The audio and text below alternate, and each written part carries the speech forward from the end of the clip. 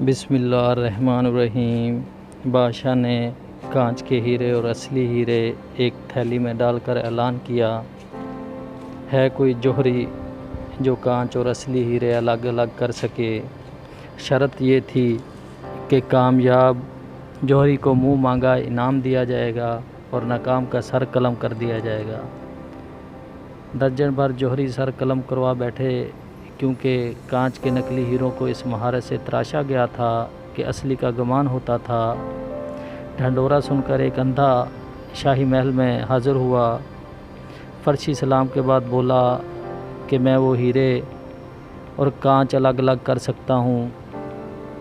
بادشاہ نے تمسخر اڑایا اور ناکامی کی صورت میں سر قلم کرنے کی شرط بتائی۔ اندھا ہر شرط ماننے کو تیار ہوا، ہیروں کی تھیلی اٹھائی اور محل سے نکل گیا۔ 1 گھنٹے کے بعد حاضر ہوا، اس کے ایک ہاتھ میں اصلی اور دوسرے ہاتھ میں کانچ کے نقلی ہیرے تھے۔ شاہی جوہریوں نے تصدیق کی کہ اندھا جیت گیا ہے۔ بادشاہ بہت حیران ہوا، اس کی حیرت کی انتہا نہ رہی کہ ایک جو کام آنکھوں والے نہ کر سکے، وہ کام ایک نابینا کیسے کر گیا۔ بادشاہ نے اندھے سے دریافت کیا کہ اس نے اصلی اور نقلی کی پہچان کیسے کی۔ اندھا بولا، یہ تو بہت آسان ہے، میں نے ہیروں کی تھیلی کڑی دھوپ میں رکھ دی، پھر جو تپش سے گرم ہو گئے وہ نقلی تھے اور جو گرمی برداشت کر گئے اور ٹھنڈے رہے وہ اصلی تھے۔